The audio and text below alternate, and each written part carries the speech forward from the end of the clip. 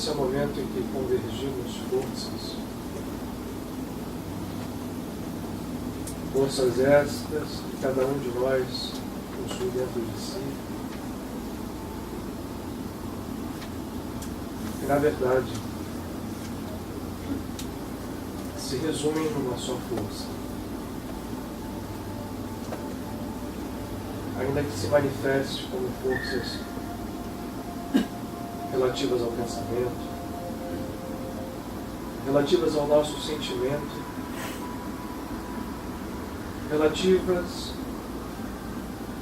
aos núcleos inconscientes que trabalham nesse verdadeiro universo de energia divina que somos, que cada um de nós é. Convergir essas forças significa intensificar o seu padrão, promover movimentos, manifestar causas e efeitos, aonde ainda não podemos perceber em totalidade o que não as faz ativas e reais. Se podemos convergir forças, em verdade uma única força, é lícito que esperemos todos nós que esse momento se torne sagrado, porque sagrada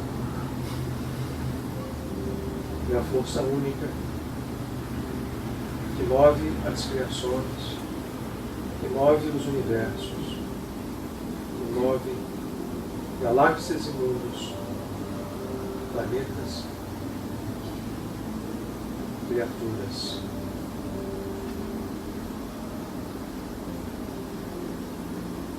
Em nosso silêncio, convergindo essas forças, essa força,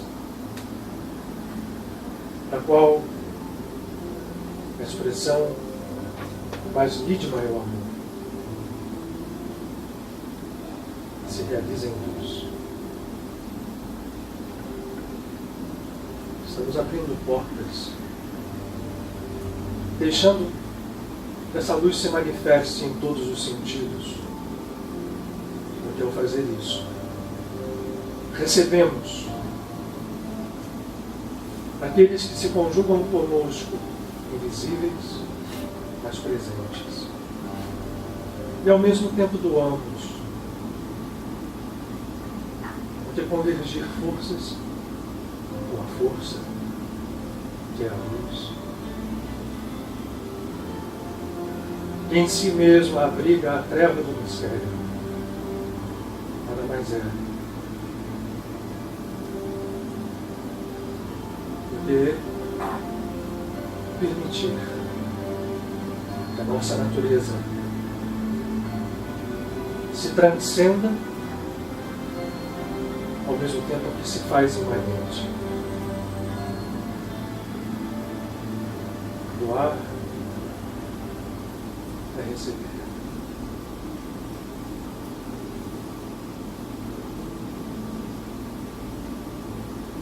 E este pequenino centro de forças onde nos reunimos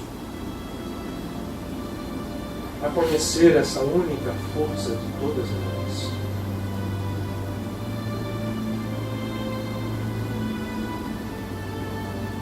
Pela via do conhecimento que é a via da humildade, porque ao percebermos em verdade, ainda que de longe, essa realidade, percebemos também que não somos autores como egos partidos, desconectados da vida, de nada.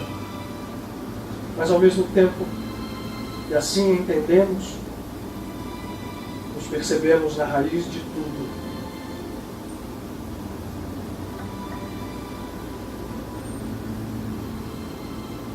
e mergulhados e munidos nesse poder,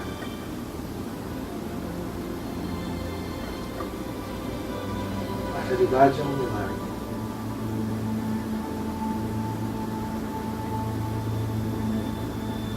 É momento de convergir forças. Façamos-no de modo consciente.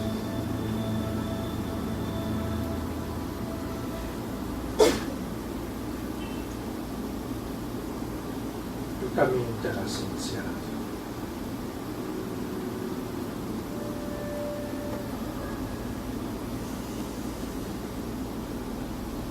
Que a paz seja conosco mais uma vez.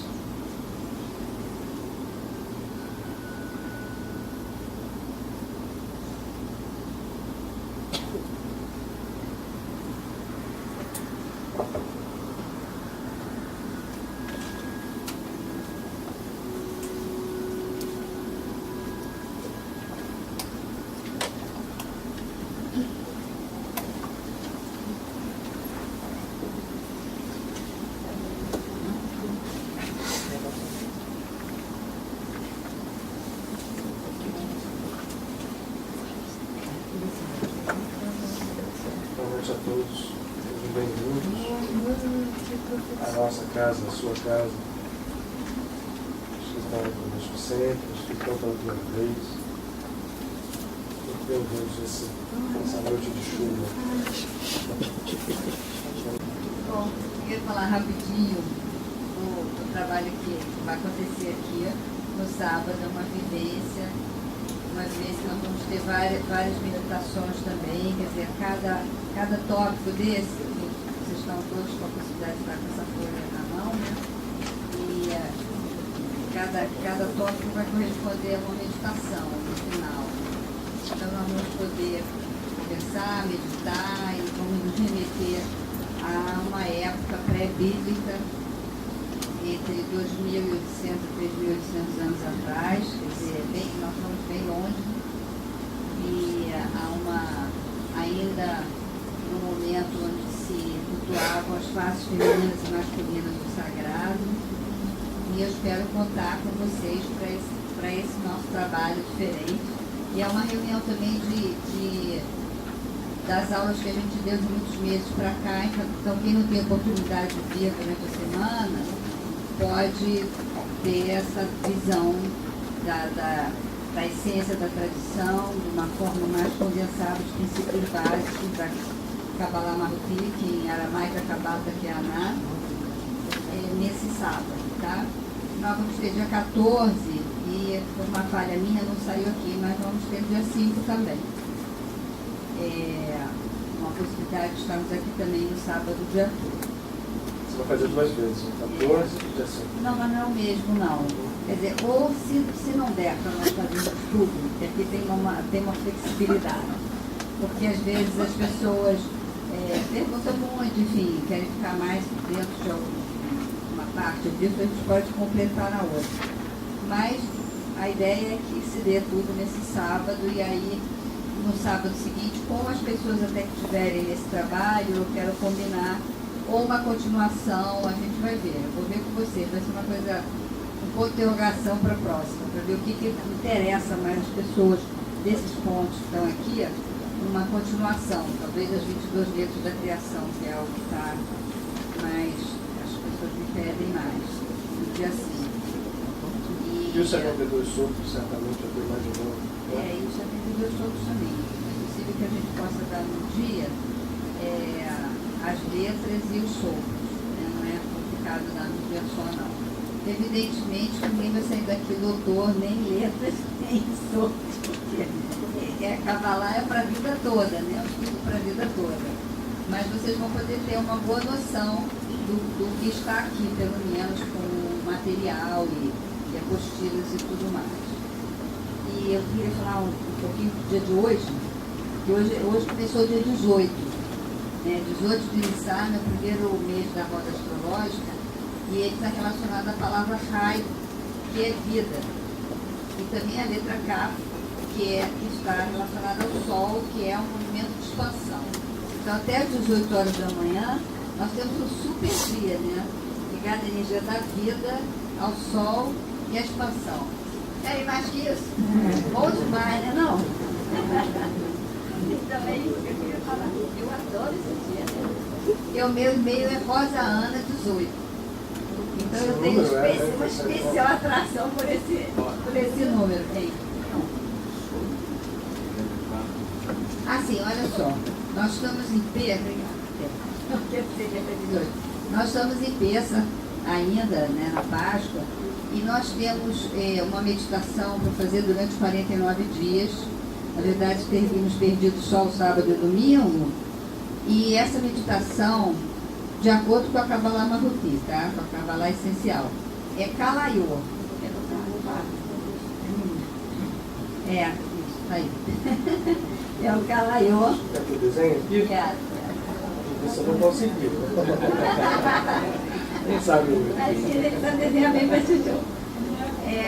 Vai falando aí que você não O Kalaiô. É a boa colheita. O foco que a Kabbalah Maruti dá é a boa colheita. O que seria isso? Seria assim, todas as sementes que nós plantamos de Tishrei passado, quer dizer, setembro, outubro passado até agora, boas ou ruins, frutificaram, né? Então, a reflexão seria o que nós colhemos nesses meses? O que nós colhemos e a lucidez do que nós plantamos, né? Então, fazer essa reflexão. O que eu plantei, o que eu estou colhendo e de que forma eu quero limpar isso e transformar isso. Então, nós meditamos no Kalaiô diariamente, seriam 49 dias dessa meditação, e faríamos uma recapitulação que se chama Techuvá. Techuvá é retorno, né? O exercício seria recapitulação que nós temos feito aqui, né? Que é as segundas-feiras aqui embaixo, nós temos o Fanim, que é o trabalho de cura da Kabbalah, de 4 às 5 e de 5 às 6 a gente faz a meditação, e estamos incluindo agora esse exercício que é a recapitulação, para limpar todos os momentos impactantes que nos tiraram muita energia, para resgatar essa energia perdida. Então seria o Kalaiô, que a gente medita, está espetacular, viu? Melhor impossível. Estou resgatando aqui, né? É muito bom. E esse A-L-A. Kalaiô, isso, ó. Kalaiô. E seria na expiração, Kalaiô. Movimento da cabeça, direita e para cima. Tá bom? Então, nós vamos dar recapitulação no sábado também. Esse é um exercício que a gente aprende pro resto da vida. Quem quiser estar sempre limpando o seu dia. Um beijo, gente. Obrigada. Assim, olha só, aqui segunda, quarta e sexta, pode ser, a gente está essa semana, né, porque vai ser no sábado, pode ser feito aqui na casa ou então ligar para mim. Queria aproveitar, queria aproveitar esse seminário até para dizer duas coisas. A primeira é que eu recomendo intensamente que se faça, quer dizer, nós aqui na casa, isso é mais para aqueles que não têm ainda tanta experiência de tempo conosco. Uma das coisas que sempre centrou, na verdade continuará centrando enquanto ela existir, a Casa de Paraty, foi a clareza no entendimento da nossa parte que o que nós temos que buscar em relação à espiritualidade é traçar uma linha de união entre aquilo que aparenta ser diferente. As diversas escolas de espiritualidade são expressões muito claras da diversidade que existe na criação como um todo. Só que essa diversidade tem nos atrapalhado muito, porque nos apegando a ela, nós acabamos nos tornando sectários. Isso vale para qualquer coisa na vida. E em termos de espiritualidade é mais grave, porque quando a gente fala de espiritualidade, nós estamos falando da raiz de tudo aquilo que é real. Apesar de, para muitos, a espiritualidade ser uma coisa separada da vida, ou que ela funciona só em determinados momentos, que que a gente até aciona ou busca, ou acha que ela vai funcionar quando a gente passar para o outro lado, quando a gente morrer ou desencarnar. A espiritualidade é a raiz do real. E as diversas escolas possuem, cada uma delas, riquezas inestimáveis que são proprietárias delas. A palavra não funciona muito bem. São características delas. Então, o que a gente procura fazer aqui na Casa de Família? Já que a gente tem a liberdade de poder não estar obrigatoriamente ligado a nenhuma dessas escolas por burocracia, ou por ritual, ou por doutrina, essa liberdade sagrada que a gente tem, a gente procura então trazer em um conjunto harmônico, o máximo possível, aquilo que as diversas escolas nos propõem. No caso da Kabbalah, e a gente tem isso aqui também nas quartas-feiras com o estudo do Bhagavad Gita, a gente tem o estudo das tradições xamânicas, que são, enfim, que se estuda aqui às sextas.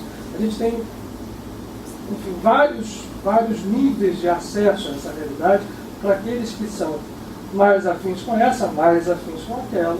E no caso da Kabbalah, é muito interessante que o Mário Meir, na Academia de Kabbalah, tem sido a pessoa que mais, também o Ian Beckler, enfim, mas o Mário tem sido, e a Rosa representa aqui, um grande corajoso, não só vivenciando a Kabbalah como um todo, como tendo tido a coragem de realizar alguns rompimentos com escolas tradicionais.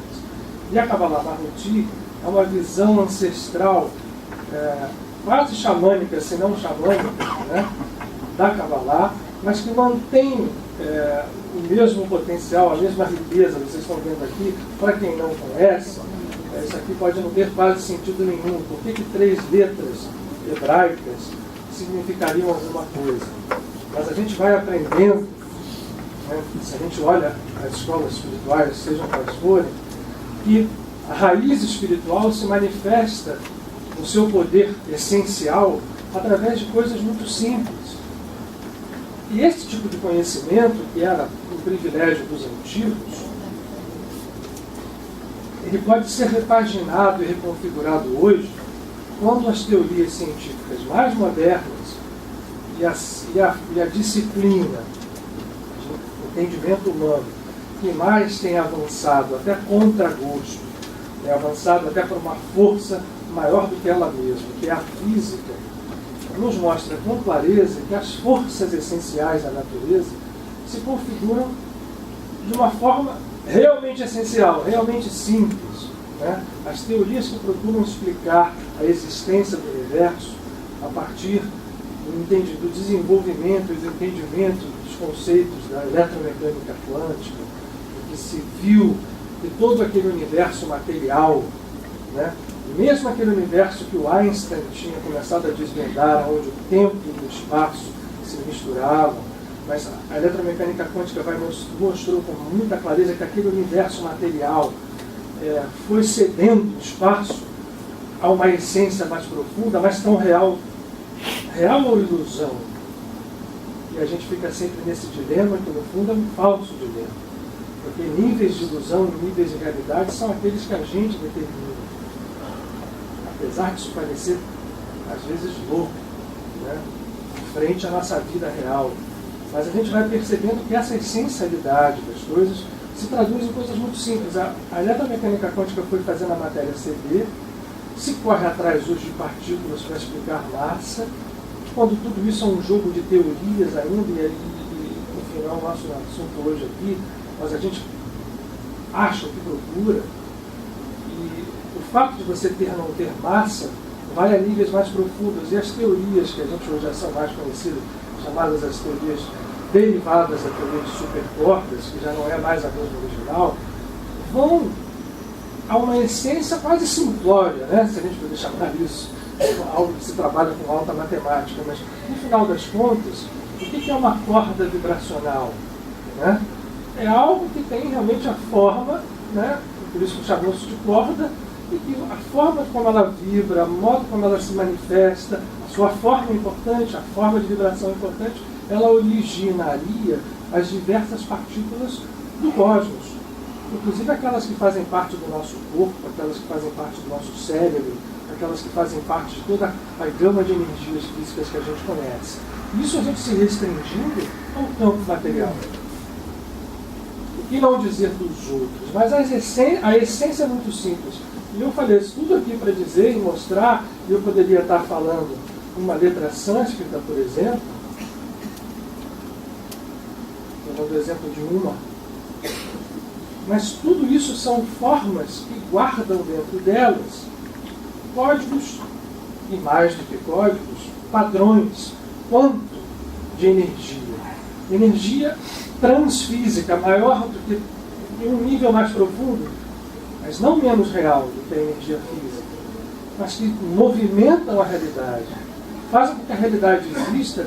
E quando a gente olha por esse ângulo aqui, você vê que uma letrinha que tem essa forma, essa que tem essa, tem outra, isso aqui codifica não só um significado, mas um significado potente. Há poder, há força aqui, como há, se eu fizer aqui um mantra em sânscrito, também fará. Se eu fizer em uma outra língua, até mesmo nas nossas línguas comuns, essa forma tem poder. Mas nós nos desligamos da essência.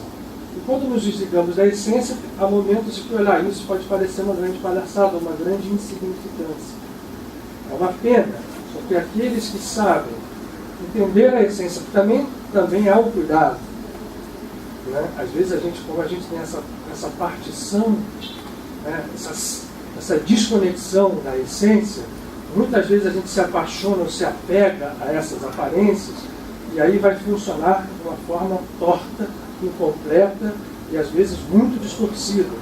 Eu posso achar então que isso aqui funciona, tem poder, mas vou me restringir apenas à percepção da superficialidade desse poder. Em alguns momentos até funcionará em níveis superficiais. Né? Se eu emitir o som, como a Rosa falou, o mantra, o Ka, Lá, Yo, e ficar ali vibrando, isso vai ter um reflexo, certamente, em alguns níveis da nossa vida.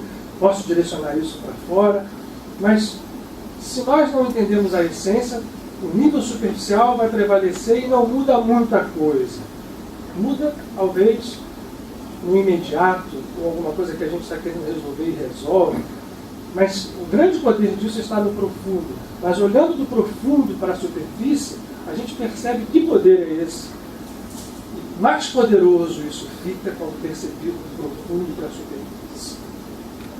Porque a grande história que nós estamos vivendo, principalmente hoje, que a gente pode falar aqui, por exemplo, da física. A gente pode falar de coisas que enriquecem essas informações. É ter às nossas mãos a capacidade de fazer uma mudança muito mais profunda do que a gente possa imaginar, num nível muito mais profundo e muito mais amplo ao mesmo tempo. É tempo de mudança de idade. A humanidade passa certamente, não há dúvida disso, uma mudança de idade, como se nós passamos num determinado momento da Idade Antiga para a Idade Média, para a Idade Moderna, para a Idade da Informação. Se a gente pudesse chamar essa idade nova de Idade do Espírito, é um nome perigoso, porque ele pode atrelar isso a percepções que já estão mortas, talvez a gente não saiba, ligadas a uma religiosidade absolutamente formatada por essa percepção superficial das coisas. E é o que nós temos feito, é o que a gente continua fazendo, quase a maioria de nós todos, incluindo a mim mesmo, porque essa é uma luta de nós todos, de superficializar esses processos espirituais. E aí, esta mudança de idade profunda que vai acontecer, nós podemos, se a gente tem essa consciência, participar ativamente dela, ainda que a gente não seja nenhum grande expoente em alguma coisa ou qualquer outra coisa, porque como seres comuns somos tão divinos quanto aqueles que se intitularam, e com alguns deles com muita justiça, de grandes messias, de grandes avatares. Todos aqueles que viveram essa consciência, que vai ser a consciência da idade do Espírito, onde o real é o essencial e onde o essencial ganha força para manifestar e reconfigurar o real. A gente quer uma sociedade mais justa, a gente quer uma sociedade mais brilhante, uma sociedade que se integre ao universo que a gente começa a perceber que existe, a essa concepção mais profunda do homem. Mas para fazer isso, é preciso que a gente parta da essência. E nesse nível, nós todos somos um. Nessa essência, nenhum daqueles que veio ao mundo, nenhum deles, e todos aqueles que o seguiram compreendendo isso, como digo, aqueles que veio ao mundo como grande personalidade reconhecida por nós todos, sejam Krishna, sejam Buda, seja o Cristo em Jesus de Nazaré, seja em Moisés, qualquer um deles que viveu essa plenitude em diversos níveis, fez questão de firmar, de fixar para nós de que esta não era uma natureza privilegiada daqueles que eram maiores do que os outros. A história de ser maior, a história de ser à sua frente, mais evoluído, por mais bela que pareça e por mais sentido que possa parecer fazer, na essência ela não existe. E esses grandes emissários sempre pautaram as suas vidas por mostrar que na essência não havia separação mesmo daquele que parecesse o pior dos vermes. Por esse mundo existir através de uma criação que a gente chama de divina, mas a gente tem tão pouca noção dela, do que seja ser divino, apesar de estar dentro de nós, guardado e oculto, esse mundo, na sua essência, faz com que nós percebamos as coisas assim.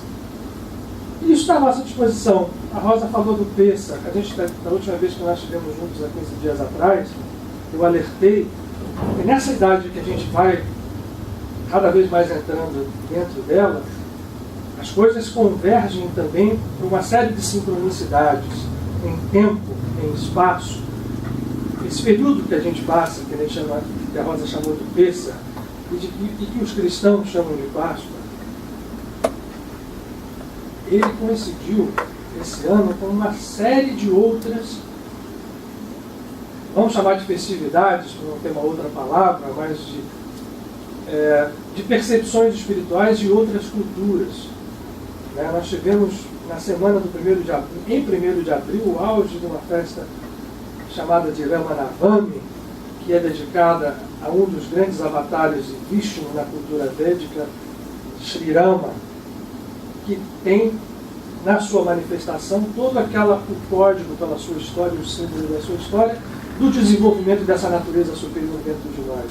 Cada personagem dessa história compõe uma parte desse código e nos expressa uma parte desse poder. Nós tivemos uma coincidência não comum, muito incomum até, da chamada Sexta-feira Santa Cristã, com a primeira noite do Seder de Pêssar, que foi agora nessa última sexta. E a gente fez aqui uma observação, posso fazê-la de novo, que Jesus, que tinha dentro de si a consciência crística em toda a sua plenitude, e portanto viveu isso e ao todo o tempo repetiu e falou aos seus discípulos que essa natureza era comum e compartilhada por todas as criaturas, usando inclusive uma frase de um salmo de Davi, ao dizer: não está escrito nas Escrituras, vós sois deuses. E repetia isso todo o tempo ao dizer que a natureza egóica dele, aquela figura física, por mais impressionante que pudesse ser, não era a expressão de nada a ser adorado como um ídolo, nem nenhum poder privilegiado. Aquela natureza em que ele vivenciava era algo que ele oferecia para todo mundo compartilhar.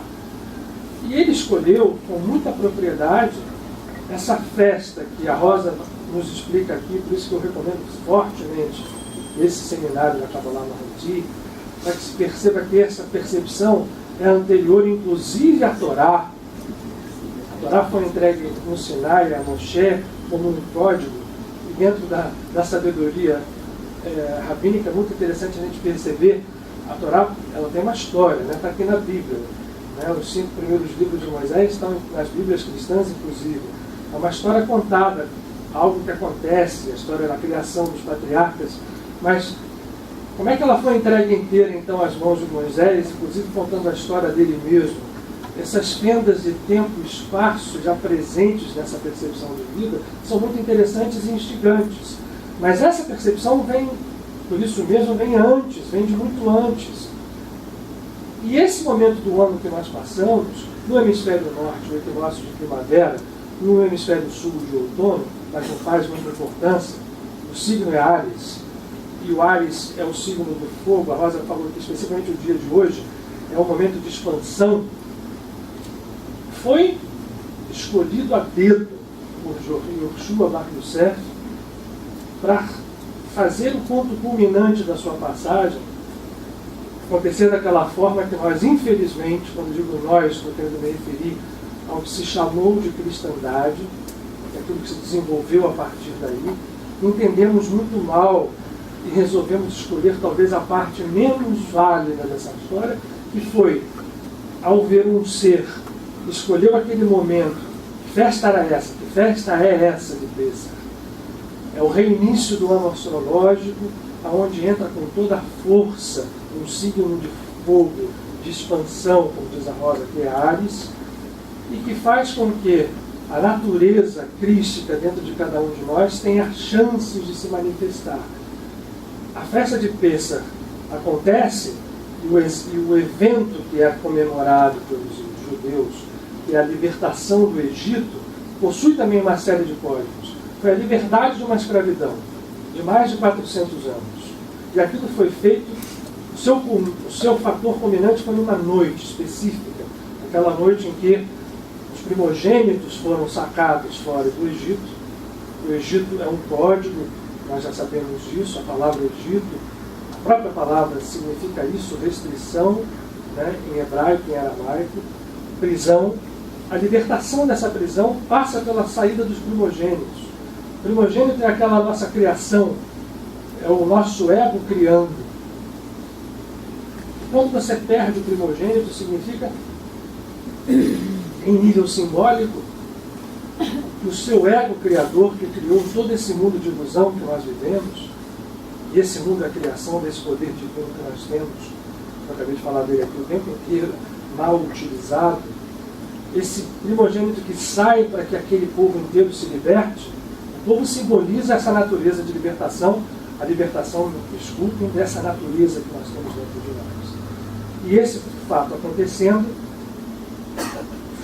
foi selecionado, então, primeiro, para que fosse comemorado como é até hoje, pelos hebreus, pelos judeus, por ser um fator primordial, uma divisão de águas.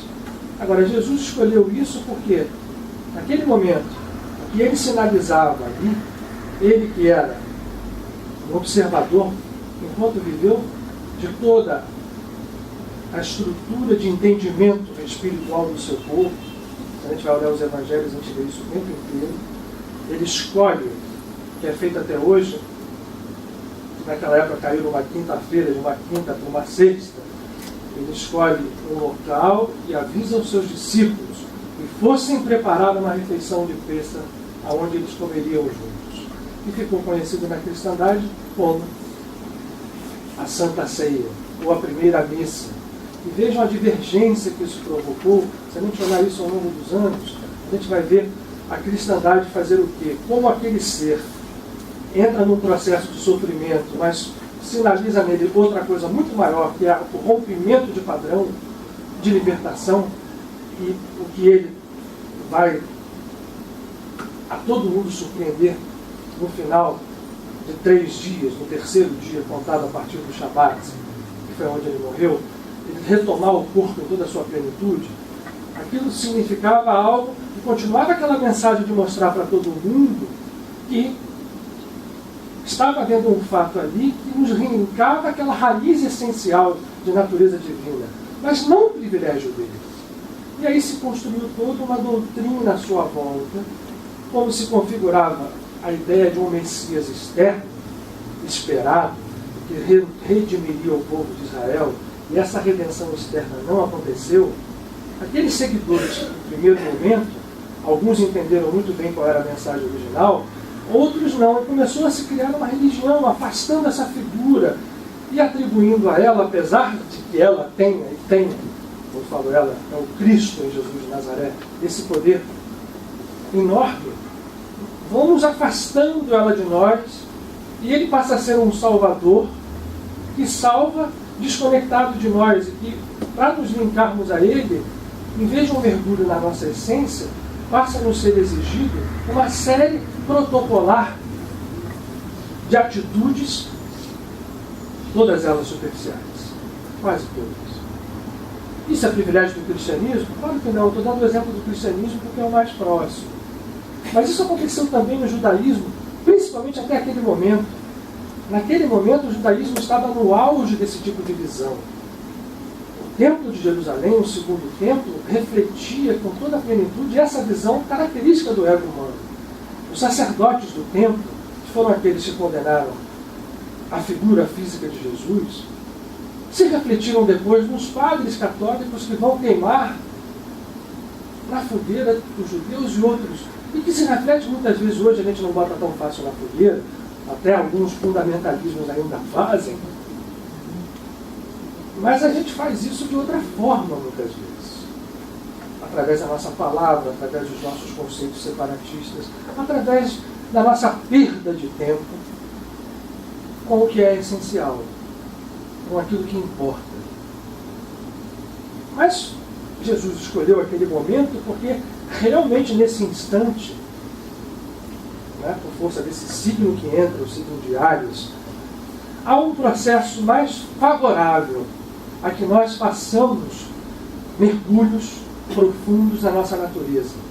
E, quiçá, possamos encontrar, se não em toda a plenitude, algo que nos conecte, pelo menos nos faça como uma guia, para que a gente não perca mais o rumo nem a trilha. E a festa de Páscoa foi se tornando uma coisa cada vez mais afastada uma coisa da outra. Ainda tem uma coisa muito bela nisso, porque o equinócio da primavera também, em outras tradições, é sempre comemorado, como era comemorado o equinócio do outono, na antiga civilização maori, por exemplo, na Austrália, ou na Oceania, ou mesmo nas tribos primitivas aqui do Brasil. Mas, por exemplo, o ovo da Páscoa foi uma associação de uma tradição nórdica. E muito bem feita essa associação, porque o ovo significa a vida que renova, né? É algo que está ali para nascer outra vez. O que é para nascer outra vez? Ou surgir de dentro de nós. Essa natureza divina. Então, isso foi se associando, mas a gente vai superficializando as histórias, a gente vai superficializando os processos. E fica uma coisa bonita, ritualisticamente bonita, né? E aí, no próprio Pêssar, né, a boa parte dos judeus comemora aquilo como uma bela festa de família, que se reúnem, cantam, tem lá o Seder, mas a essência da história, como na Páscoa cristã, como em qualquer evento, eu falei do Ramanavami, mas se vocês forem à Índia, né, na Índia é diferente, tem gente que, né, se entusiasma e acha que tem gente que já foi lá. E chegou lá, vai ver também a superficialidade acontecendo nos rituais que as pessoas às vezes fazem de uma forma quase que mecânica também. Apesar de lá, a tendência de espiritualização sempre foi um pouco maior. Mas o que eu estou querendo dizer é que nós estamos passando, e essa semana converge tudo, que a Rosa nos falou do dia de hoje, uma oportunidade sublime para esses mergulhos. A conjugação de forças nesse equinócio do signo de Áries é talvez singular. Nessa passagem de idade que a gente hoje se encontra como planeta, não sei se em centenas de anos, talvez milhares, esses processos tenham todos convergido da mesma forma. Por que razão? Porque nós somos parte de uma família cósmica e o planeta precisa andar. Ele precisa ir para frente, ele está indo. E nós estamos vendo cada vez mais claramente que as revoluções messiânicas não são feitas com o Messias descendo das nuvens, de braços abertos para recolher as pessoas, nem com naves espaciais que venham nos salvar. Isso tudo sempre é um processo de colocar fora, é sempre um processo de projeção, é sempre algo a dizer, eu espero que algo que venha de fora me transforme. Quando cada vez mais fica claro que a gente precisa entender que essa separação na essência não existe. O que está fora, está aí, mas está aí porque nós somos também responsáveis por tudo que está aqui. Acontecendo aqui, ou na Somália, ou no Sudão, ou numa favela próxima, ou na nossa família. ou em planos espirituais invisíveis próximos da Terra. Nós temos responsabilidade e capacidade de influenciar isso nessa mudança de idade, desde que o nível da nossa consciência perceba assim. E qual é a grande percepção que nos é pedida? E essa foi a grande mensagem de todos os avatares, inclusive do próprio Cristo. E nós estamos em 7 dias, a Rosa falou bem da festa de Pêssar, podemos aproveitar ainda, não porque passou o domingo de Páscoa. Eu acho que vocês perceberam a força de restrição que aconteceu nesses dias prévios, que na cristandade a gente chama de quaresma. Né? Eu ouvi dizer que tem muita gente, eu estava bem ótimo, então esse é ótimo que esteja muito bem. Mas uma boa turma aí, né, viu a coisa balançar. Então, no domingo, a convergência se equilibrou e se expande numa força ígnea. O elemento fogo representa exatamente essa expansão, a transformação.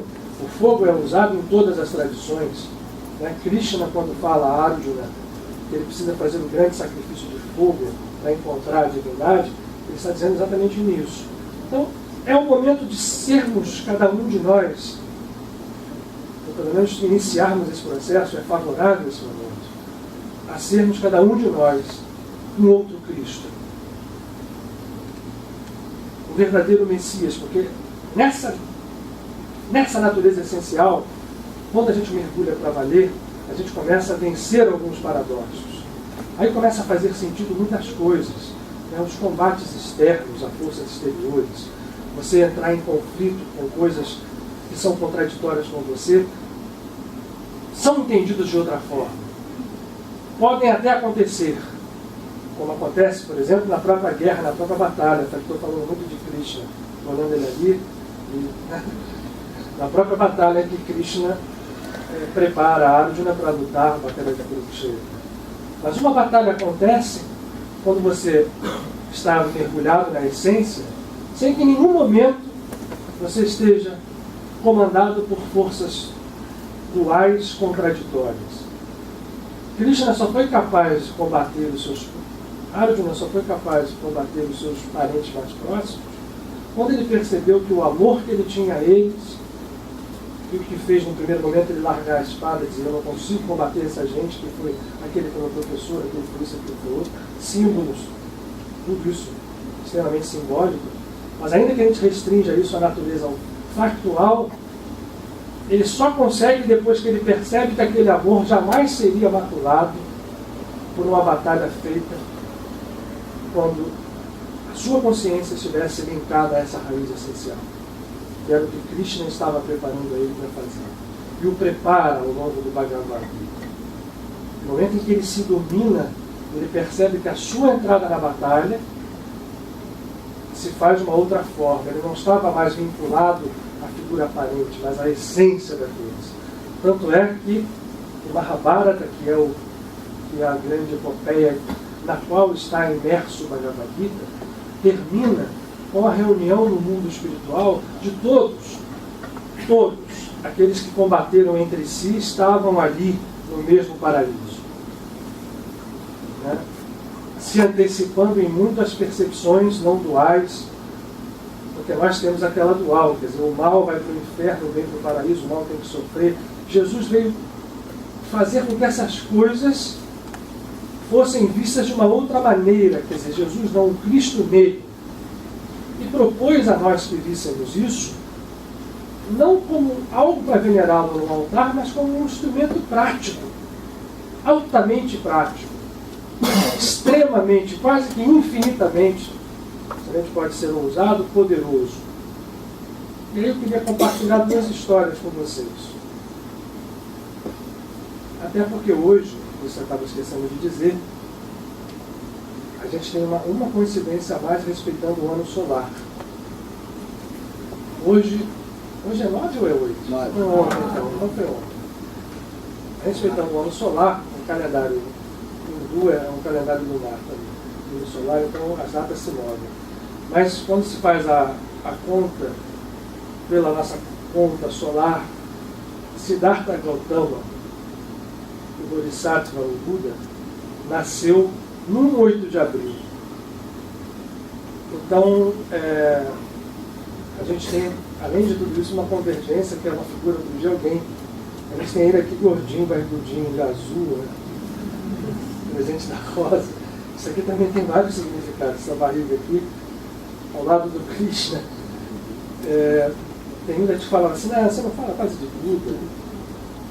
Parei para pensar, mas é verdade, eu não falo muito, né, do Buda, quer dizer, não é o Buda. O Buda é um estado de consciência que Siddhartha atinge. E de uma maneira, você vê como a gente olhando panoramicamente, a gente percebe como a história se movimenta, você olhando hoje de fora e vendo a linha de tempo. Quer dizer, Buda, ele é quase que contemporâneo dos grandes sábios pré-socráticos e depois até na linha de Pitágoras. Mas estava lá na Índia e a gente não sabia disso. Os últimos grandes profetas de Israel estavam acontecendo. Então esse processo todo ele é conjugado. Hoje a gente pode saber disso, com todo entendimento. O trabalho de Buda, certamente, por exemplo, alguém com consciência messiânica como tinha Jesus, era muito claro. Quer dizer, Buda chegou fazendo uma reforma no brahmanismo, porque na Índia também tinha se instituído, a gente falou aqui do sacerdotalismo hebreu, falamos do sacerdotalismo cristão, mas na Índia havia se instituído, na casta brahmane, uma estrutura sacerdotal cruel, que obrigava as pessoas a cumprirem rituais e sacrifícios e que a pessoa não vivia em função do Brahmane e baseadas no conhecimento que eles tinham da reencarnação, mas atrelado a uma coisa muito cruel que era o seguinte: as castas são reflexos do seu estado evolutivo. Então, se você é um Brahmane, é porque você já teve encarnações que te fizeram ter mérito para chegar aqui.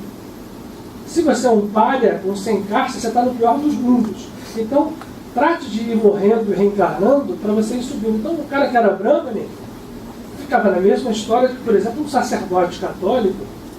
Muitos deles se achavam, alguns até se acham, privilegiados em relação ao divino. O sacerdote católico tem o direito garantido ao céu. Aquele Brahmane já tinha chegado no toque. Então ele podia impor aos outros, vejam que distorção, isso tudo que eu estou falando aqui, da espiritualidade, mas isso é o que é evidente. Mas nós fazemos isso em níveis menores. A gente pode dar um exemplo em qualquer um. Vamos para o protestantismo, para os evangélicos, mesmo a partir de Lutero, que foi um rompimento com as tradições cristãs, católicas, desculpem, porque havia necessidade, mas depois a coisa vai se tornando, o ego é ardiloso, ele puxa de volta, né? O espiritismo veio com uma proposta dentro da extrema frieza de raciocínio que a sociedade europeia vivia no século XIX, sufocando a espiritualidade e encurralando a espiritualidade, tão distorcida que era, na mão, né, dos cristãos, fossem eles quem fossem, que tinham concepções que a ciência vinha batendo, destruindo a cada segundo. O espiritismo que veio com essa noção libertadora, de repente vem uma figura também em que Jesus quase que catoliciza Jesus. Então, isso não tem a ver. Jesus não quer isso. Nunca quis. Continua não querendo. E essa história toda, no brahmanismo, na época do Buda, era cruel com as pessoas. Quem é Buda? É alguém que nasce no momento certo para mostrar com que clareza a espiritualidade devia ser vista mais profundamente. É um grande reformador do brahmanismo. Ele mantém todos os conceitos e sai da superficialidade de você venerar um Deus, Shiva, Vishnu, ou Brahma, ou qualquer outro, como algo externo, que era o que se fazia. Ou qualquer um dos 300 semideuses hindus que representam mais ou menos o que os santos católicos representam para nós. Mas se a gente olha na natureza essencial, tudo isso faz sentido lá no final. Mas Buda, quando chega, ele vem, por isso às vezes até acusado de ateu, porque ele se recusa a falar numa divindade externa que pudesse ser adorada. Ele faz um outro tipo de trabalho, que aceita isso, coloca no seu lugar a reencarnação e nos fala que é grande o grande movimento da alma não era ficar reencarnando para subir de casta, né? E ser chancelado e carimbado lá. Agora você é kshatriya, agora você é brahmana, agora você não tem... Não. Você reencarna, mas essa reencarnação quase que sempre redunda num círculo vicioso. Ele chamou isso de roda de Sansara. Você ora está embaixo, ora está em cima, e você não evolui muito, não. Não tem essa história de ficar passando de casta. Vou fazer um parênteses aqui. O Espiritismo fez um retoque ali. Ele diz que esse Sansara, ele não é um Sansara fechado, às vezes até é, mas às vezes é uma espiral de ângulo muito fechado. Quase um círculo, e que você vai evoluindo se eu faço assim com ela, né? Eu estou com um círculo assim, ó, rodando aqui. Aí eu vou rodar ele aqui, aí eu vou fazer assim. E isso aqui é uma espiral de ascensão lenta. Cada volta é quase circular. E eu vou demorar quase que infinitos tempos para ascender. Esse movimento espiralar, que é o movimento característico dos karmas, das reencarnações, é um movimento que existe, é real, e nós estamos nele. Só que Buda propunha, e isso é o conceito do original do Nirvana, é um entendimento de que você pode romper essa prisão circular ou espiralar a partir de mergulhos dentro da sua própria natureza búdica, que é a natureza crística, é a mesma. E essa história de dizer que ele era ateu é bobagem, porque quem conhece a vida histórica de Siddhartha sabe de quando ele... Primeiro ele entrou num processo extremamente rigoroso consigo mesmo, buscando um ascetismo, porque ele quando saiu do seu palácio, né, todo mundo já conhece essa história, e deu de cara com o sofrimento, com a morte, com a dor, e ele sai pelo mundo, ele tenta primeiro ser um asceta, e ele se impõe coisas enormes em termos de não comer, ele estava quase morrendo. Não estava encontrando a iluminação. E no momento em que ele tinha alguns discípulos, em que ele vê uma moça com uma... Sempre volta o doce de leite com arroz, né? E ele sente fome e ele aceita aquilo. Aquilo para ele percebeu a grandeza daquele ato físico e ao mesmo tempo ele foi rechaçado pelos seus discípulos que falaram assim, esse aí, esse cara está pecando, esse sujeito agora aceitou comida, ele tinha que estar ali fazendo todas as meditações, não fez, é um fraco. Se afastaram dele para que depois voltassem.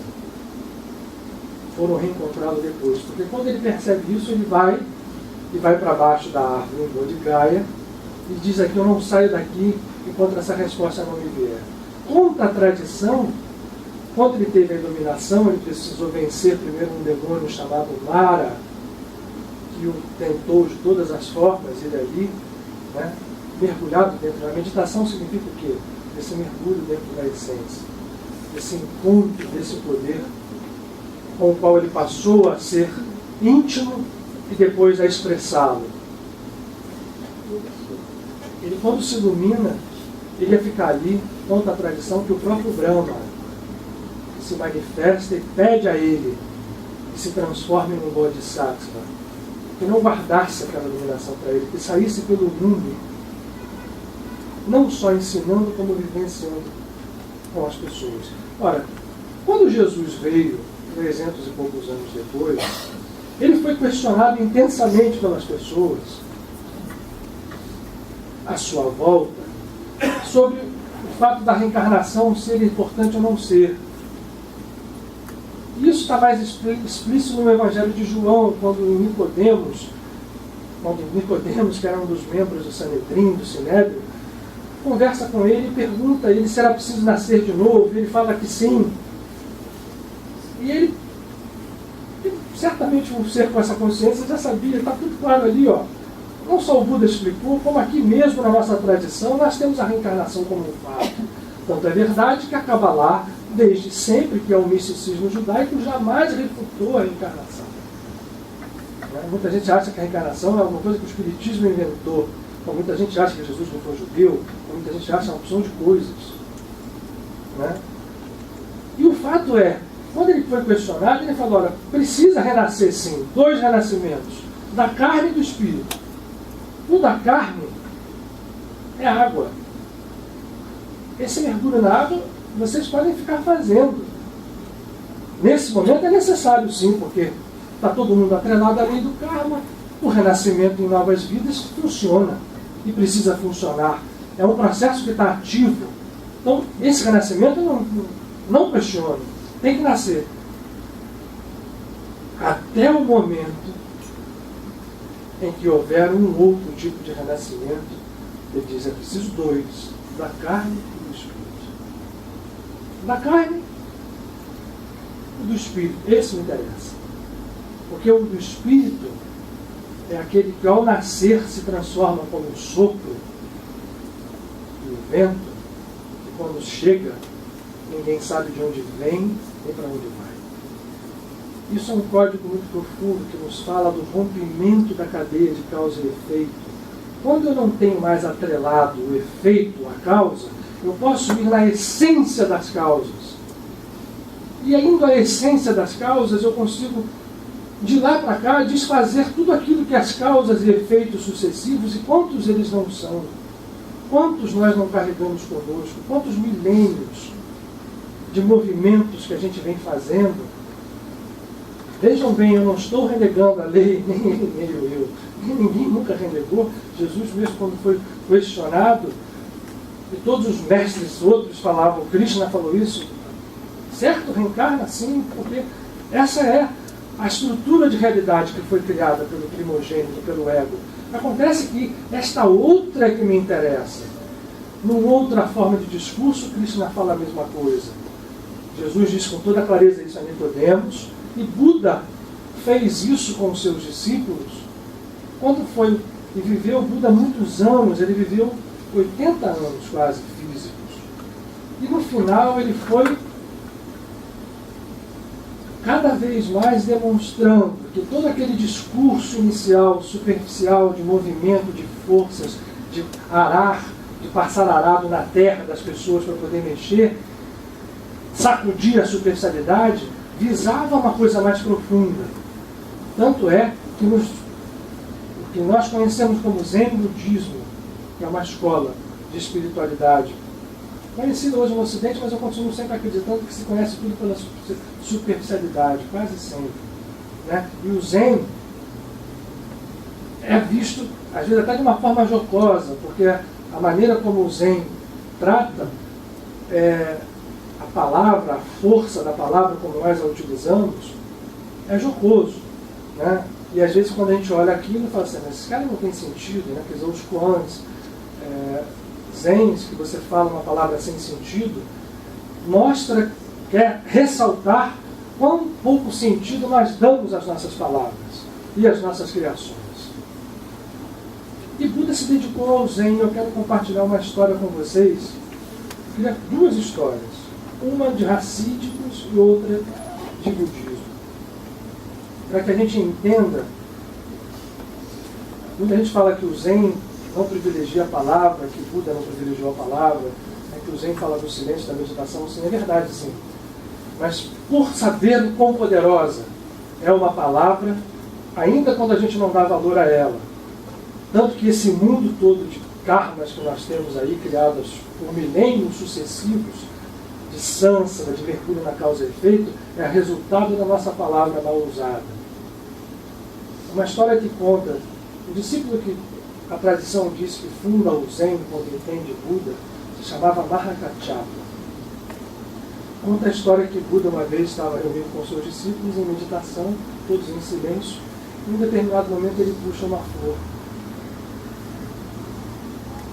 E põe essa flor para todas as pessoas, e todo mundo ficava sempre ali na guarda, porque ele sempre fazia perguntas, ou ele dizia alguma coisa, ou ele fazia um ensinamento.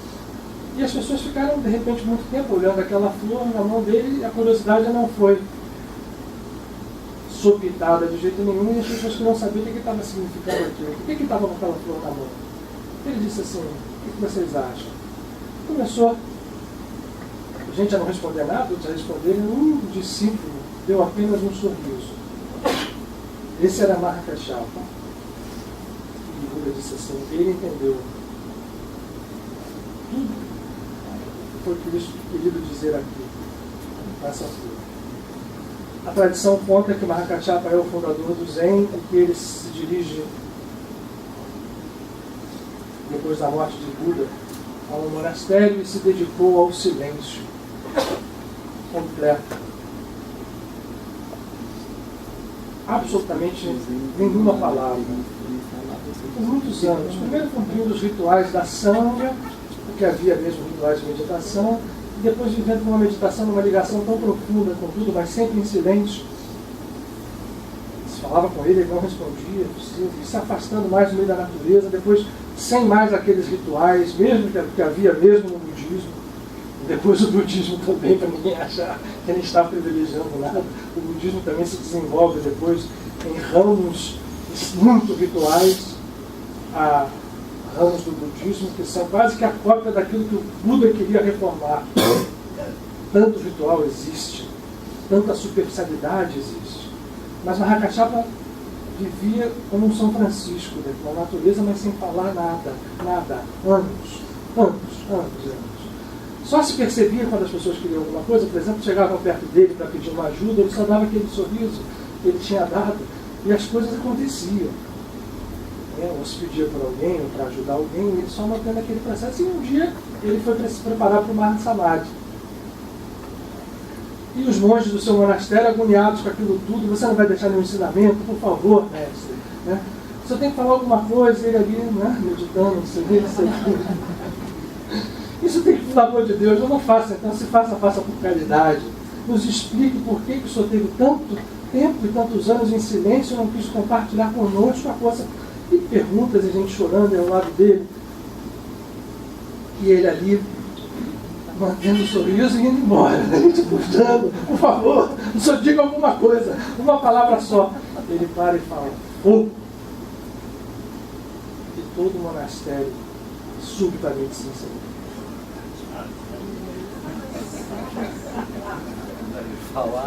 Vejam o ensinamento dessa história.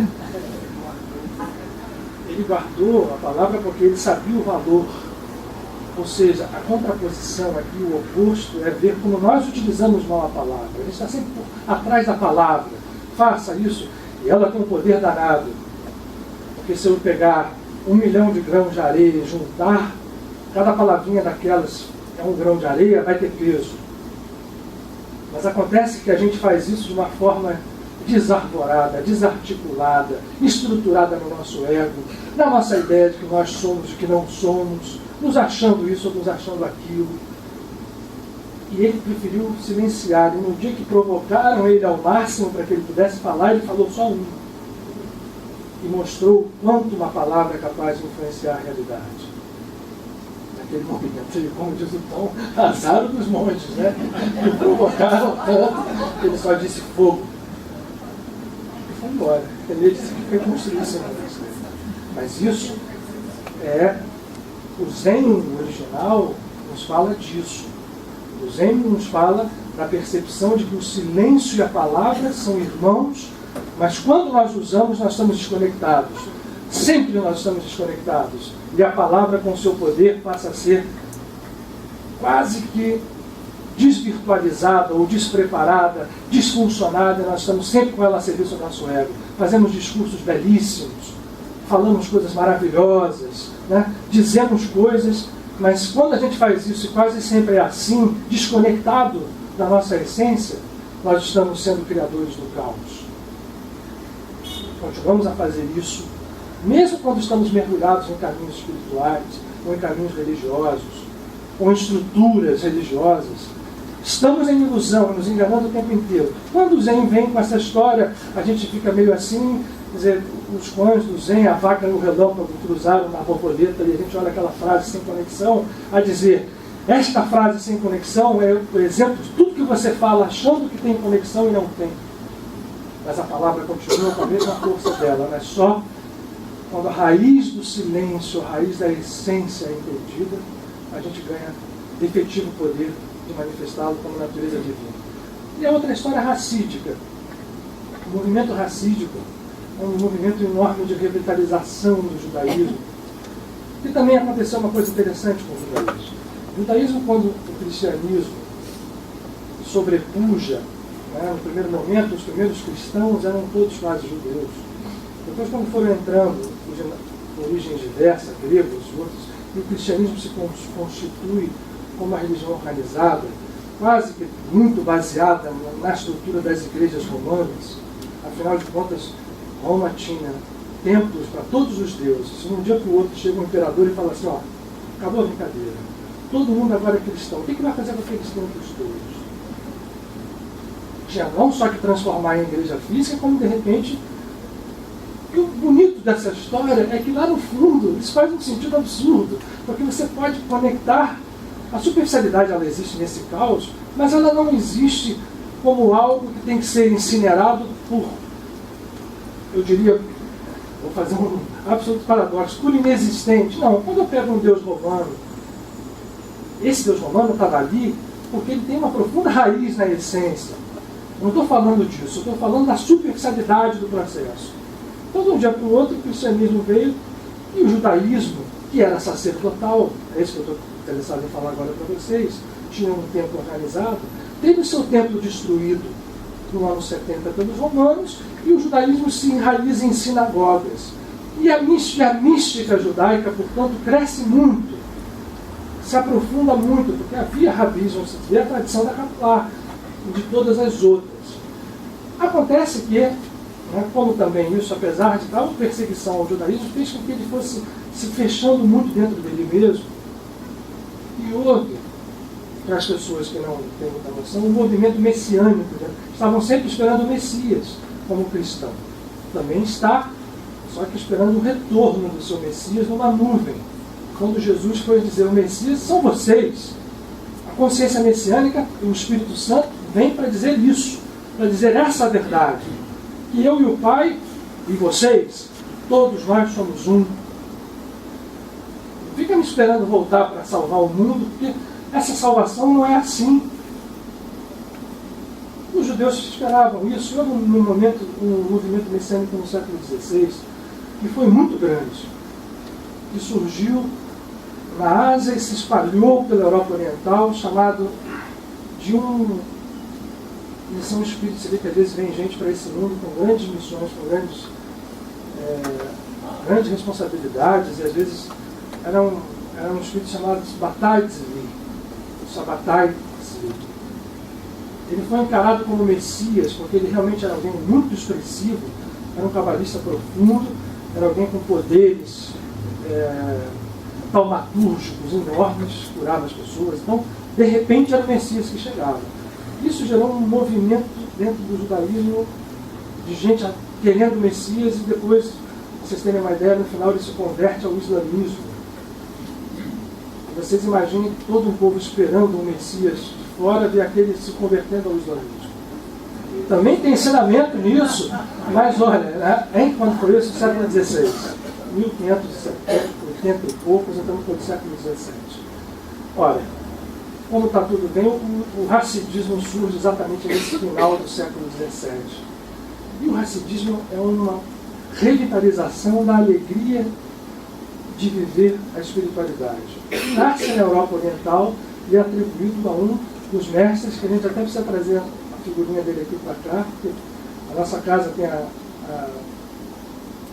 bênção de contar com ele muitas vezes com o seu auxílio, que se chama Baal Shem Tov, o mestre do bom nome, assim é a palavra, a tradução. E foi um santo, e que vivenciou, mostrando que toda aquela espiritualidade tinha que ser do povo, de surgir da essência, da raiz, e não das exterioridades do rito, não das exterioridades de você criar uma série de passos para fazer superficiais. O judaísmo tem várias determinantes, as mitzvot são enormes, em centenas delas. Está aqui a Emma para nos ajudar. 613. Então vocês vejam só quantas são. E as pessoas não cumpriam uma. É a mesma coisa. Então, o racismo veio para acabar com isso, no sentido de trazer alegria para tudo, e, logicamente, estava inserido dentro de um contexto que foi sendo modificado. O Baal Shem Tov é uma luz que brilha. Eu recomendo a vocês, a Cláudia tem a fotografiazinha dele aqui, pequenininha, mas alguns de vocês devem ter. Eu recomendo que vocês estudem a vida dele, leiam mais do que estudar a vida, vejam os ensinamentos. Mas a história que eu quero contar é de um discípulo do Baal Shem Tov, porque se remete a essa história da essência, se remete a essa percepção que hoje, eu quero encerrar com isso, fica muito clara nos dias que a gente vive hoje. A percepção de que espiritualidade ou é a essência, ou estamos perseverando novamente em caminhos que são quase uma roda de Sansa. Estamos repetindo, às vezes de uma forma diferente, achando que estamos fazendo coisas que são boas, que têm resultado, superficialmente podem até ter, mas não importa mais isso, a gente não precisa mais repetir superficialidade. Essa história fala muito disso, porque no racidismo isso foi batido como um golpe de luz em cima dos conceitos. Esse mestre que era discípulo do Baal Shem Tov, ele tinha lá o seu grupo de discípulos. Como todo grupo de alunos e discípulos, o mestre impõe um certo respeito, né? E eles estavam todos ainda naquela escola de quando o mestre está ausente, né? A gente pode fazer algumas coisas. Quando o mestre chega, todo mundo fica belezinha, não muda. Isso é uma grande bobagem. Mas tudo bem, quem não fez isso e quem não faz, né? Nessa nossa visão de superficialidade, e ele tinha saído para fazer lá alguma coisa, chegou na sua yeshivá ou na sua escola, e os seus discípulos estavam num animadíssimo jogo de damas. Quanto deveriam estar, provavelmente, estudando a Torá ou fazendo alguma outra coisa. E aquele barulho, ele chega de mansinho, né? E quando entra dentro da sala, aquele pavor, aquele frisson, aquela coisa, todo mundo mexendo, e ele, pera, o que vocês estão jogando? Eu tinha visto, né? Bem, mestre, desculpa, não. Vocês sabem as regras do jogo? Pergunta meio zen. Os caras estão jogando. Mas eu vou dizer para vocês as regras. O tabuleiro está aí. Pedras brancas e pedras pretas, né? A gente pode fazer um movimento só de cada vez, não é isso? Só se pode andar para frente. É isso? Ou quando você toma uma outra pedra, ela passa a fazer parte do seu arsenal, e aí você pode eventualmente fazer movimentos seguidos. É isso? Agora, quando eu chego no alto do tabuleiro, eu posso ir para qualquer lugar.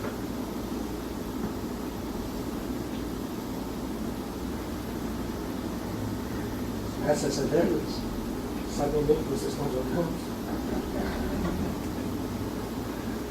Eu acho essa história de uma beleza enorme, porque o que ela está nos dizendo?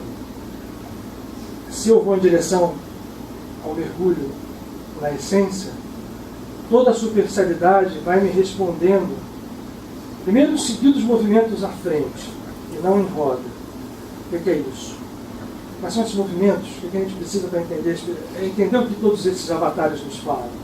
O estado de consciência messiânico, ele não implica mais em eu olhar o outro como oponente, ainda quando eu incorporo a natureza do outro, e a pedra branca e preta tem um simbolismo até da própria treva e a luz, mas são, no fundo, quando eu faço o movimento de chegar ao alto, né, a dama está livre do karma.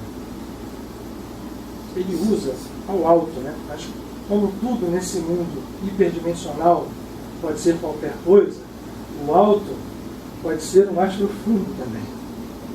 Ou seja, tudo que a gente precisa fazer, seja em que escola a gente esteja, seja em nenhuma, é não superficializar os processos para não correr o risco de cair na mesmice de sempre. Quando a gente fala de sempre, olha, bota atento nisso. Alguns de nós aqui estamos experts em fazer essa roda girar. E ainda que numa espiral, né, fechada, que se pede a um movimento para frente, ainda que ele precise ser diagonal, muitas vezes a gente não, né, vai de cara, mas na hora que eu chego, e aí no xadrez até isso é mais legal, porque você anda até na reta, mas esse ensinamento para mim, como aquele marca-chapa sintetizam aquilo que a gente precisa buscar. É claro que é difícil para todo mundo. A gente está lidando em todo momento com as nossas fraquezas. Quem não olha cada dia para si mesmo não vê, diante de uma situação, né, que nos desafia, que a gente ainda está ao lado das nossas fraquezas o tempo inteiro.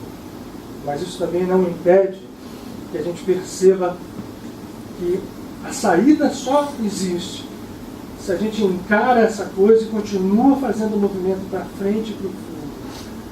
E todos os preceitos religiosos, quer dizer, quando alguém pede para a gente amar o próximo incondicionalmente, quando a gente pede para que a gente tenha fé, que não se movimente, não retroceda na incerteza, quando a gente pede que a gente valorize cada pequeno movimento da vida, como se ele fosse o mais importante, isso não é apenas um critério religioso, nem para ser atribuído a outro. Nem outro vai fazer por mim, apesar de, em níveis mais profundos, quando alguém percebe a unidade, se ele se torna um santo, um avatar, ele se transforma num canal para os outros. Então ele pode realmente absorver processos, absorver karmas, absorver... Não soluciona finalmente, mas esse processo de unidade vai até esse nível, senão estaria sendo incoerente, né? Se a gente disser que cada um só pode fazer aquilo sozinho, isso vale para a superfície, mas na essência não. Como um santo verdadeiro é aquele que mergulha na essência, realmente ele pode fazer por outros, mas pode fazer, sei lá, até um determinado momento. Mas existe isso. É isso que Krishna faz, é isso que Buda faz, é isso que Jesus faz, é isso que Moisés e Elias fazem. Yogananda, no seu livro, vou terminar agora com isso, tem uma passagem no seu livro Autobiografia de um Yogi. Sempre quando eu li a primeira vez, então confesso para vocês que eu fiquei meio assim, olhando, né? Falei, puxa, eu já li esse livro algumas vezes. Mas a primeira vez que eu li, já tem bem uns 20 e poucos anos, isso foi quase que chocante. Ele conta uma passagem, quando o Tessua faz uma Mahasamadhi, que aparece a ele num hotel, alguns meses, se não me engano, depois, completamente materializado. O Tessua descreve os mundos extrafísicos, onde ele estava, e fala uma coisa para ele. Ele tinha se transformado num salvador, num mundo astral. E ele está perguntando, alguém salvar alguém assim, né, um salvador? Eu tinha na minha cabeça a configuração, eu confesso para vocês, ainda do salvador como aquela pessoa que a gente entende os salvadores como Jesus, que é aquele que vem, sofre pelas pessoas e leva os pecados das pessoas com ele. Mas aí depois ele vai explicando, e depois eu vou relendo e meditando e compreendendo que aquela citação do Yukteswar era para fazer desmoronar completamente essa percepção que nós temos de idolatrar coisas e pessoas. Ao nós acreditarmos, né, que, por exemplo, haja um privilégio superior, uma diferenciação total de alguém como Salvador, exemplo, né? Como os cristãos, eles acham que Jesus é Deus, no sentido restritivo da palavra, ou que algumas pessoas fazem esse movimento, entender que salvação é outra coisa. Jesus é um Salvador, sim, e foi, como o Tessua foi, e aí que eu acho que a grande libertação de todos nós, que casa bem com esse tempo, é o que a gente vai terminar hoje, é a gente poder perceber que eles e nós somos salvadores, não só de nós mesmos, nós somos, em algum grau, salvadores, olhando para a essência, porque quando esse salvador entra em consciência, ele já não tem mais ego, ele já é humilde, ele não tem mais nenhuma prevalência de dizer eu sou o salvador. Não. Alguém que entra e se proclama verdadeiramente salvador, em consciência plena, volta para Jesus para usar a ilustração. Jesus falou assim, olha, eu não estou fazendo nada disso por mim. Essa obra não é minha. Essa obra é do Pai que está dentro de mim. Eu não sou dono dessa obra, eu não sou dono de nada. Quem faz é Ele. Essa natureza só se encontra pela extrema humildade. E essa natureza está em nós. Quando a gente percebe isso, ainda que a gente não se torne imediatamente o salvador de um planeta, seja ele a Terra ou seja ele um planeta do plano astral, a gente ganha a força de um salvador e a gente passa a canalizar isso para cada vez mais, até que em algo indizível a essência da vida, a essência da criação nos seja revelada, e aí as palavras calam mesmo. Não há nem como dizer umazinha só para explicar isso, porque isso remonta a graus que a gente ainda vai ter que atingir. Então era isso. Desculpem se eu lancei na hora. Vamos terminar com a música. Vamos fazer uma meditaçãozinha. Pode botar essa mesmo.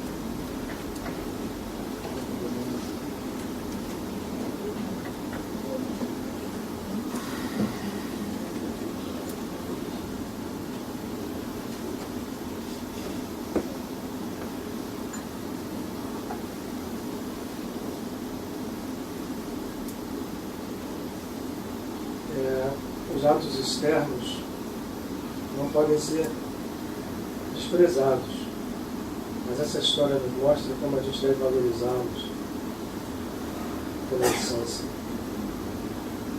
Vamos então agora terminar esse nosso encontro. Quem tiver cantar uma espreguiçada,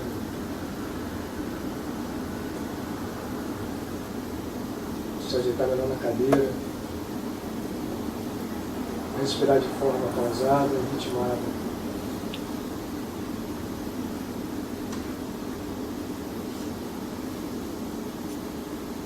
Eu pediria que vocês se concentrassem em 2 pontos. Olhando para a visão interna com os olhos fechados, atentando para essa respiração ritmada.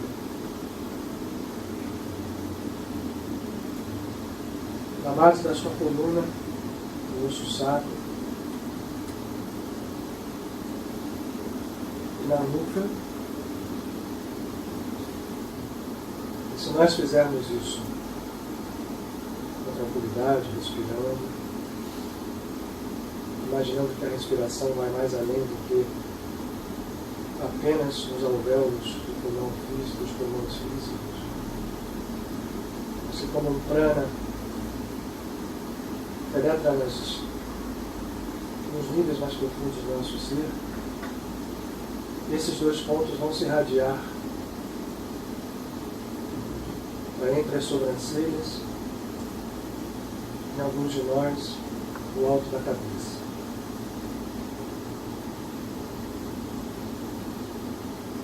Vamos nos concentrar primeiramente nesses 2 pontos, respirar. Se vocês sentirem um vibrar diferente nessa região, imagine uma coluna de luz, como se fosse um fogo líquido, bem claro, preenchendo esse espaço entre esses 2, entre a nuca e a base da coluna.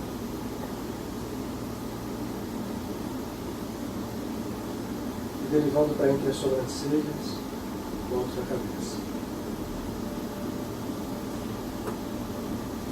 Vamos respirar alguns movimentos assim. Vamos imaginar que somos todos um templo vivo.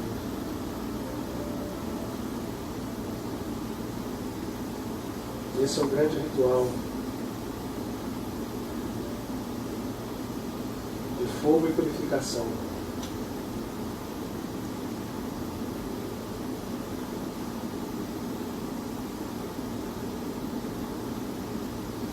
Sentir isso ainda mais um pouco. E aos poucos, na altura do nosso abdômen, vamos imaginar o formato ovular, oval, uma estrutura oval branca, como um ovo mesmo. superpondo-se essa coluna de luz,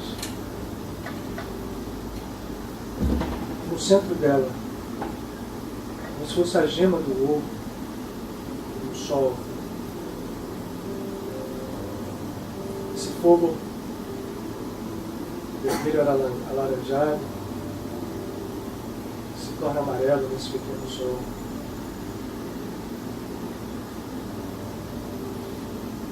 Vamos percebê-lo intenso,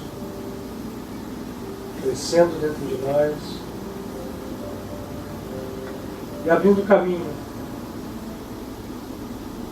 para que a nossa natureza verdadeira,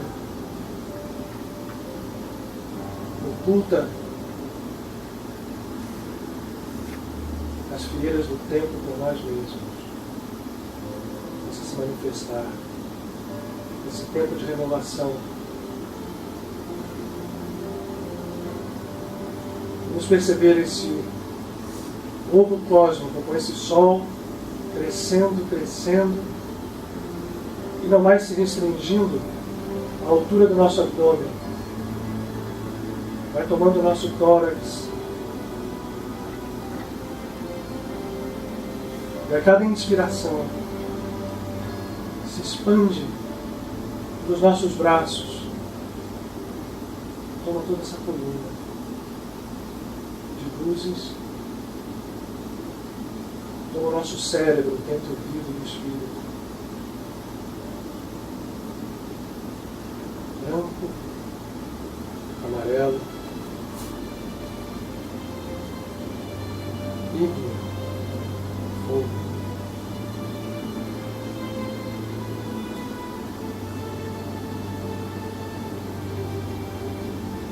Esse sol amarelo se irradia, nós vamos percebendo de cada um de nós se funde. Vai ganhando espaço, se afastando, e aos poucos, sem que nós precisemos expandi-lo, ele toma cada um e a todos.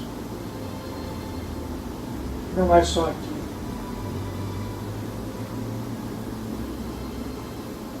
Dentro dessa expansão estão todos aqueles a quem amamos.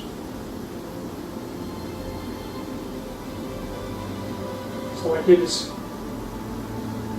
que nós estamos aprendendo aos poucos a ver como irmãos.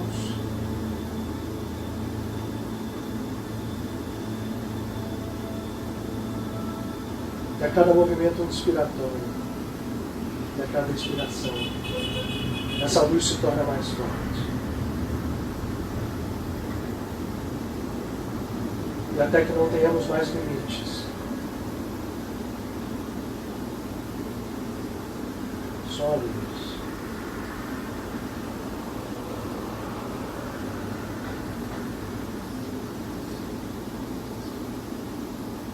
Como se estivéssemos mergulhados agora nela, mas conectados a ela, volta a aparecer essa coluna de fogo na nossa coluna, nesses dois pontos. Nós sentimos os nossos pensamentos, os nossos sentimentos. E aqui se manifesta, de alguma forma, o amor na sua natureza essencial.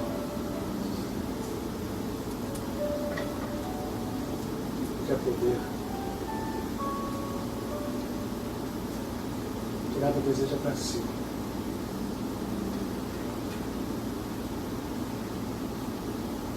Surge dentro de nós aquilo que somos, jamais deixamos de ser.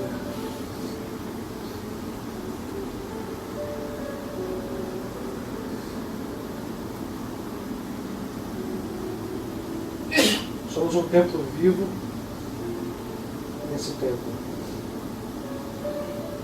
Reverenciamos ao divino.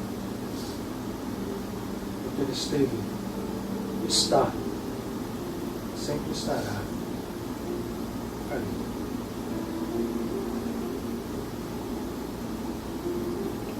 Como fogo do Espírito Supremo, matriz de toda a realidade, essência da própria vida.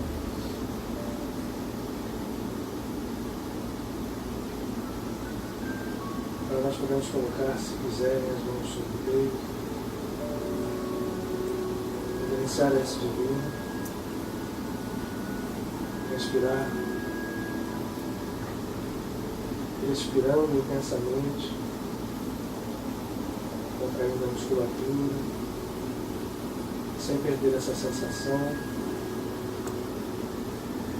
abrindo os olhos,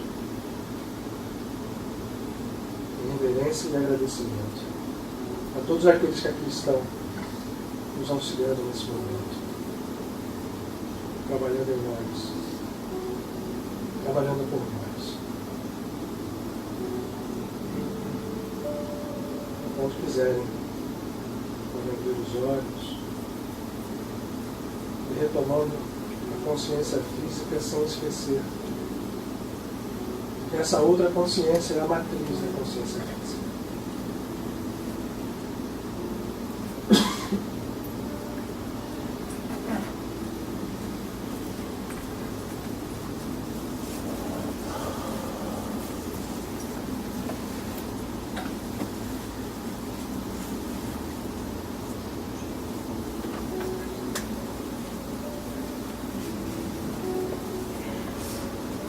Obrigado a vocês pela paciência. Desculpa qualquer coisa. Nos vemos próximamente. Boa semana.